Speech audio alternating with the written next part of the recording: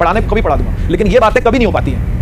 इतनी बातें जो मैं आपके साथ आज कर रहा हूँ ना, 1 घंटा होने वाला बातें करते हो, इतनी बातें कभी नहीं हो पाती। आज मेरा बातें करने का बहुत मन था आपके साथ ये बातें कभी नहीं हो पाती है, नहीं तो ये तो टुकड़ों में बातें मिलती हैं, एक साथ कभी ये बात मिल नहीं पाएगी कि वो आप पर कोई इंपैक्ट डाल पाए। इसलिए इंपैक्टफुल बात कर रहा हूँ आपके साथ, अपनी जर्नी बता करके। जब मैं गया, अब क्लासेस के अंदर जाना चालू हुआ, तो मेरी 11th की जर्नी भी चालू हो गई। तो आप यकीन मानोगे, जब मैंने 11th भी पढ़नी चालू करी ना, तो 12th मेरी और अच्छी होती चली गई। अब मैं 11th के सारे चैप्टर पढ़ना चालू हो चुका हूँ। हाँ, 12th के साथ साथ 11th की फिजिक्स दोबारा से चालू, 2 महीने और बीते। 11th अब लगभग चौथे चैप्टर पर आ चुकी थी और 12th लगभग छठे चैप्टर पर आ चुकी थी, क्योंकि 12th के बाकी के चैप्टर छोटे छोटे हैं, शुरू के चैप्टर बड़े हैं, उसके बाद छोटे चैप्टर, तो शायद 5वां छठा चैप्टर 12th का आ चुका था। अब मेरे अंदर ये हिम्मत थी, कॉन्फिडेंस देखना अब तुम, मेरे अंदर ये हिम्मत थी कि अब मैं गया अपने मैथ वाले सर के पास, जिनसे मैथ पढ़ रहा था मैं कोचिंग में, उनके पास गया। मैंने कहा सर मेरी 11th बर्बाद थी, वही सेम कहानी जो मैंने वहां गाई वो वहीं गा दी। मैं कहा सर मेरी 11th बर्बाद थी, तो मैं फिजिक्स के अंदर ऐसा ऐसा कर रहा हूं। तो फिजिक्स मैथ वाले आपस में आमने सामने कोचिंग होती है, सब दोस्त होते हैं आपस में, तो कह रहे कि हाँ वो तेरी बात काफी करते हैं। जब भी हम लोग मिलते हैं तो रक्षक की बात काफी करते हैं कि बच्चा अच्छा है, डबल मेहनत कर रहा है, 12वीं के अंदर 11वीं पढ़ रहा है, अपनी गलतियों से सीख रहा है। मतलब मेरी बहुत तारीफ करी उन्होंने मेरे मुंह पे, तो मेरी आंखों में फिर पानी आ गया, क्योंकि यार टीचर तारीफ करता है ना और आपके मुंह पे कर रहा है तो बहुत खुशी होती है। तो उन्होंने मुझे बोला, कह रहे कि देख अगर तू कोप अप कर सके, अगर तू कर सके, तो मेरा बैच एक MWF के अंदर चलता है। जिस टाइम मेरी केमिस्ट्री की क्लास 12th की होती थी, उस टाइम पर 11th का मैथ्स का बैच चलता है, तू उसमें आ जा। मैं बहुत खुश हुआ, कॉन्फिडेंस देख रहे हो। पहले मैं डाउट कर रहा था अपने ऊपर कि भाई मैं क्या 12वीं के साथ 11वीं करने की कौन सोच सकता है यार, पर मैंने सोची और मैंने करी, फिजिक्स में करी, फिर मैंने मैथ में करा वही चीज। तो 11th काफी सारी स्टार्ट हो चुकी थी, शुरू के काफी चैप्टर छूट चुके थे। 5th चैप्टर शायद लिमिट्स एंड डेरिवेटिव्स था, वहां से मैंने चालू करा। कॉम्प्लेक्स नंबर था, ये लिमिट ढंग से याद नहीं है, तो 11th मैंने वहां से चालू कर दी। तो मैं पूरे साल, पूरी 12वीं में, पूरी 12वीं तो पढ़ाई पढ़ा, फिजिक्स और मैथ्स की 11वीं भी पढ़ा। माने 1 साल में 2 साल का कोर्स। और वो कोर्स भी कैसा है आपने देखा नहीं ना, वो कोर्स तो अभी वो कोर्स भी कैसा है वो आपने भी देखा नहीं है, अभी देखोगे धीरे धीरे आप, ठीक है ना, आपको पता चलेगा कि हर चैप्टर में कितनी कितनी वॉल्यूम है। तो वो मैंने करना चालू करा। और केमिस्ट्री में नहीं कर पाया, केमिस्ट्री 12th ही हो पाई, 11th नहीं हो पाई मुझसे, क्योंकि उतना टाइम नहीं था। ऑर्गेनिक फिजिकल तीनों होती हैं, उतनी हिम्मत मुझ में नहीं थी, लिटरली नहीं थी, और किसी बच्चे में नहीं होगी यार, बहुत मुश्किल है। ड्रॉपर बच्चों को तो मैं सलाम करता हूँ, सैल्यूट करता हूँ कि ड्रॉपर बच्चा जिसने 11th 12th में ढंग से नहीं पढ़ा होता, मान लेते हैं, वो ड्रॉपर बैच के अंदर अगर जाता है ना, तो वो उसका क्या रगड़ता है ना वो खुद को, मैं इमेजिन भी नहीं कर सकता। और नीट के अंदर तो बहुत ड्रॉपर होते हैं बच्चे, ड्रॉपर समझते हो ना, जिन्होंने 11वीं में 12वीं में कोचिंग नहीं ली होती, या फिर उनका IIT JEE या नीट नहीं निकला होता, तो वो 1 साल ड्रॉप लेकर के पूरे एक ही साल में 2 साल का कोर्स पढ़ते हैं। तो मैंने ऐसे ही करा कि 12th क्लास के अंदर 11th क्लास का भी पूरा कोर्स पढ़ा, फिजिक्स का और मैथ्स का, और इसी तरीके से पढ़ा, बिल्कुल रेगुलर क्लासेस में जाकर के, कि 12th और 11th पैरेलल चल रही है। आप सोचो मेरे लिए कैसा रहा होगा वो टाइम। और जब मैंने बात अपने दोस्तों को बताई, उनकी हवाएं उड़ गई, हवाइयां, चेहरे उड़ गए, पीले पड़ गए चेहरे के, भाई ये तुक्का कैसे सकता है, इतने बस की कैसे है, इतना टाइम कहां से लाएगा।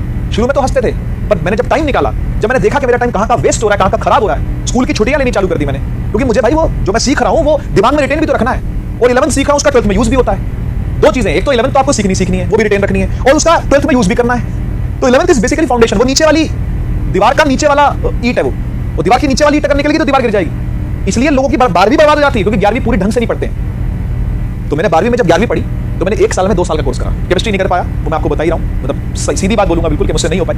मैंने 12वीं की केमिस्ट्री बिल्कुल शिद्दत से पढ़ी है। और यकीन मानोगे, मैं ये सोचता था कि कभी मैं अगर टीचर बना, ऐसे आता ना माइंड में देख करके, टीचर को देख रहे होते सोचते हैं कभी कोचिंग करेंगे टीचर बने, अगर मान लो, तो मैं सोचता था कि मैं केमिस्ट्री का टीचर बनूंगा, क्योंकि मैंने केमिस्ट्री 12वीं की बहुत शिद्दत से पढ़ी, बहुत शिद्दत से। और मेरे मार्क्स भी सबसे हाईएस्ट जो आए थे वो केमिस्ट्री में ही आए थे, 100 में से 98, 98, 100 में से 98 मार्क्स थे मेरे बोर्ड में, 12वीं बोर्ड में, वो भी केमिस्ट्री में। फिजिक्स में कम आ गए थे, मैथ्स में भी कम आ गए थे, उतने भी कम नहीं थे, मतलब ठीक ठाक थे। ओवरऑल 93% बनी थी मेरी 12वीं में। और JEE के थ्रू एडमिशन भी हुआ इंजीनियरिंग कॉलेज के अंदर, इंजीनियरिंग कॉलेज में सीट भी मिली, 4 साल पढ़ा भी, इंजीनियरिंग की डिग्री भी ली, जॉब भी करी, वो सब चलो वो तो खैर बात की बातें हैं। लेकिन कितना मुश्किल होता है उस बच्चे के लिए जो 1 साल में 2 साल का कोर्स पढ़ता है। आप सोच नहीं सकते, क्योंकि आपने अभी तक 1 भी साल का कोर्स नहीं देखा बेटा। अगर आप 1 भी साल का कोर्स देख लोगे ना, तो मैं बात करूंगा आपसे ये जनवरी के एंड में जाकर के, दिसंबर के एंड में जाकर के कैसा लग रहा है, मजा आ रहा है क्या, ये कोर्स देख करके कैसा लगा ये कोर्स देख करके कैसा लगा। ये कोर्स आपने कभी नहीं पढ़ा भाई, इतनी हाई वॉल्यूम, हाई लेवल, अच्छी प्रैक्टिस, डेली पढ़ना, कंसिस्टेंसी से पढ़ना, शायद कभी आपको नींद भी सेक्रीफाइस करनी पड़े, 1 घंटा नींद का सेक्रीफाइस करना पड़े, दोस्त सेक्रीफाइस करने पड़े, ये टॉक्सिक लोग जो आपको कहीं ना कहीं किक देते हैं जी, ये ना हो तो मेरी जिंदगी ही क्या है, वो लोग आपको जिंदगी से किक करने पड़ेंगे। ये करना कितना मुश्किल है, ये डिसिप्लिन लाना कितना मुश्किल है। मैंने आपसे फर्स्ट क्लास के अंदर मांगा यही था कि मुझे आपसे सिर्फ एक ही चीज चाहिए, वो है डिसिप्लिन। बाकी चीजें मैं देख लूंगा, क्या पढ़ाना है, कितना पढ़ाना है, कब पढ़ाना है, किस स्पीड से पढ़ाना है, कौन से सवाल करवाने हैं, कौन से नहीं करवाने हैं, कौन से आपसे बन पाएंगे, कौन से नहीं बन पाएंगे, सब कुछ जानता हूं मैं। ये सब चीजें, इन सब चीजों के जवाब मेरे पास हैं। अगर DPP के अंदर मैं 10 सवाल डालता हूं, मुझे पता होता है कि ये 3 नहीं हो पाएंगे बच्चे से, मैं फिर भी डालता हूं, कोई बात नहीं। लड़ने वाला लड़ेगा, लड़ने वाला बच्चा, जिगरे वाला बच्चा, जिसमें जिगर है, वो लड़ेगा उन सवालों से, वो ढूंढेगा उसका जवाब, वो मारेगा अपना दिमाग, मारेगा अपना मत्था, और 10 में से 10 भी करेगा। पर नहीं भी कर पाओ तो भी कोई बात नहीं है, कोई एक दिन में हीरो नहीं बनता, हीरो बनने में टाइम लगता है। और मैं तो 0 था, 0 नहीं 0.1 था ठीक है ना। और मैंने कभी नहीं सोचा था कि मैं कभी जाकर के फिजिक्स पढ़ा रहूंगा आगे जाकर के, कोई इमेजिन नहीं करता। बचपन में तो क्या ही पता था कि भाई क्या करेंगे आगे जाकर के, लेकिन हिम्मत करी फिजिक्स पढ़ाने की। तो 1 साल में 2 साल का कोर्स ये करना, सच में इसमें हवाइयां निकल जाती है भाई। और कंसिस्टेंसी ही एकमात्र वो चीज थी जो मुझे जिताई है। 4 अप्रैल, अभी भी याद है मुझे, 4 अप्रैल 2011 ये वो दिन था जब मैंने 12वीं में एडमिशन लिया, मतलब 12वीं में उस कोचिंग के अंदर मैं घुसा। और 4 जून 2012 ये वो तारीख थी जिस तारीख को मेरा इंजीनियरिंग एग्जाम का रिजल्ट आया था कि तुझे कौन सी सीट मिलने वाली है, तेरी क्या रैंक आई है। तो ये मेरा एक तरीके से मैं इस डेट को इसलिए याद रखता हूँ क्योंकि ये दोनों 4-4 थी, है ना। 4 अप्रैल 2011 से लेकर के 4 जून 2012, ये 1 साल से 2 महीने ज्यादा है ना। दिख रहा होगा आपको, 1 साल और 2 महीने, लगभग 1.25 साल। इस 1.25 साल के अंदर की जर्नी कैसी थी पता है? 12वीं पढ़ रहा था बोर्ड के लिए, 11वीं पढ़ रहा था 12वीं को सुधारने के लिए, प्लस इंजीनियरिंग एग्जाम के लिए।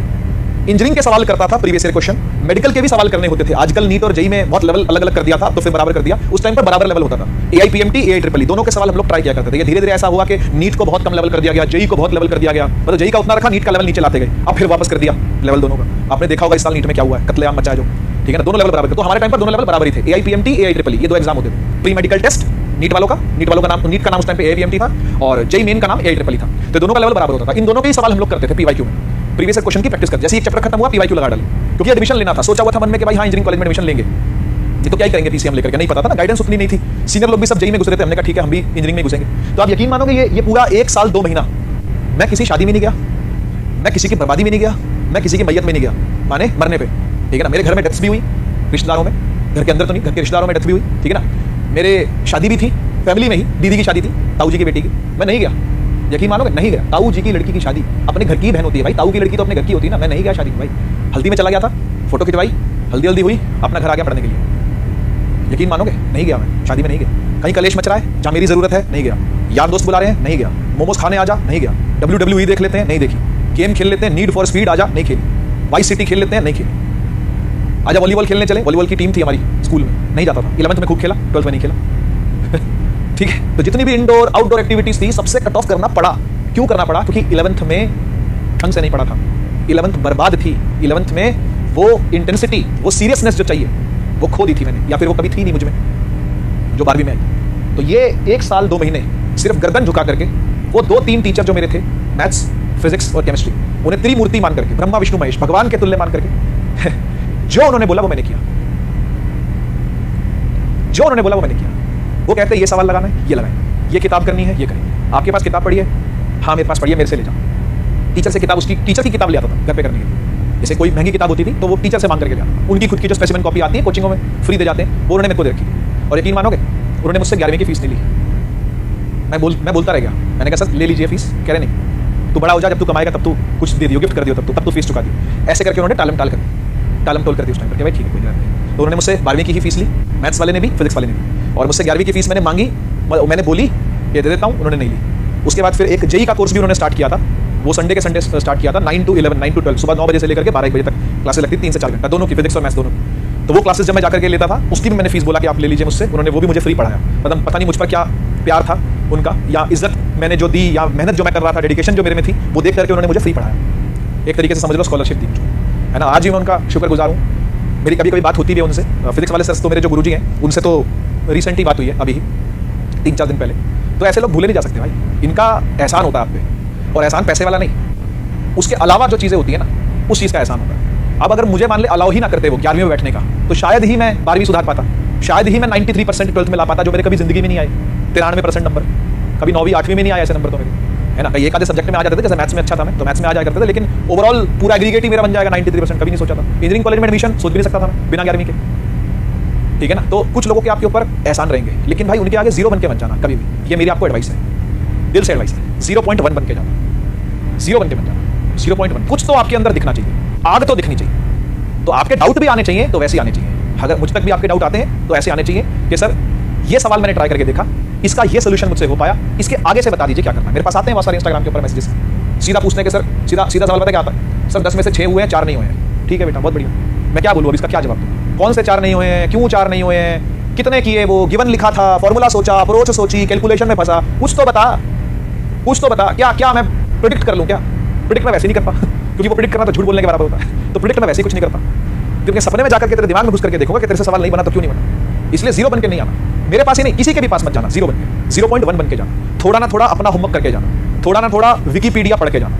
थोड़ा ना थोड़ा यूट्यूब पर एक आधी उसके रिगार्डिंग कुछ वैल्यूएबल चीज लेकर के जाना। तभी उसको लगेगा हाँ यार थोड़ा बहुत ये जानता है, बाकी चलो मैं इसको गाइड करूँगा। आपकी लाइफ में हमेशा याद रखना, आपको मेंटोर्स की जरूरत पड़ेगी, आपको गाइड्स की जरूरत पड़ेगी, आपको कोचेस की जरूरत पड़ेगी, आपको टीचर्स की जरूरत पड़ेगी, आपको सीनियर्स की जरूरत पड़ेगी। हमेशा वही लोग हैं जो आपका पाथ आगे बनाएंगे, वे फॉरवर्ड देंगे आपको लाइफ का।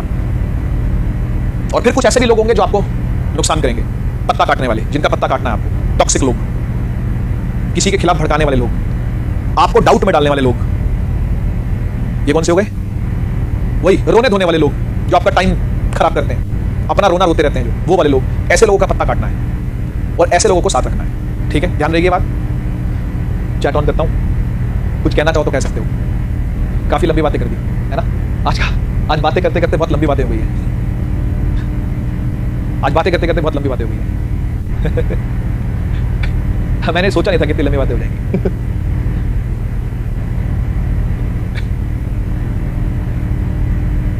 तो भाई कोई जरूरी नहीं है कि आप मेरे को फॉलो करो, ठीक है ना, लेकिन जो मैंने कुछ कहा है ना उस पर सोचना जरूर है ना। अगर आपने मुझे सुना है ना 1 घंटा यहां पर बैठ करके, तो उस पर सोचना जरूर। कुछ तो ऐसी चीजें होंगी जो आप ले पाओगे इसमें से।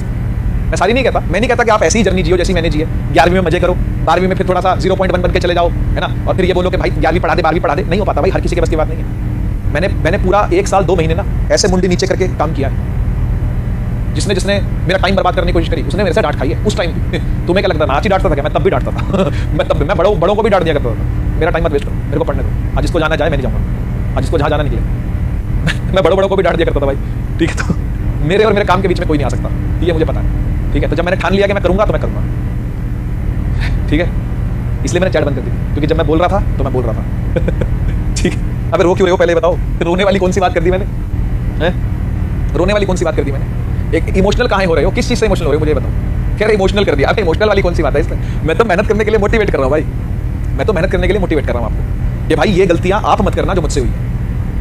हर बच्चे के बस की बात नहीं है, हर किसी के बस की बात नहीं है। घर वालों को मना कर देना कि मैं दीदी की शादी में नहीं जाऊंगा, मैं इसके मरने पर नहीं जाऊंगा, हर किसी के बस की बात नहीं है करना, ठीक है ना भाई। वो सबसे नहीं हो पाएगा, ठीक है। इसलिए 11वीं में ही सीरियसनेस के साथ पढ़ाई करना, 11वीं में ही चालू कर देना जो भी आपने सोचा है करना, ठीक है। चाहे जेईई हो, चाहे नीट हो, चाहे आप 11th ही ढंग से पढ़ना चाह रहे हो, जो भी हो, पर ये सोच लेना कि आपने आज से ही तैयारी करनी है और डट के करनी है, तरीके से करनी है, ठीक है।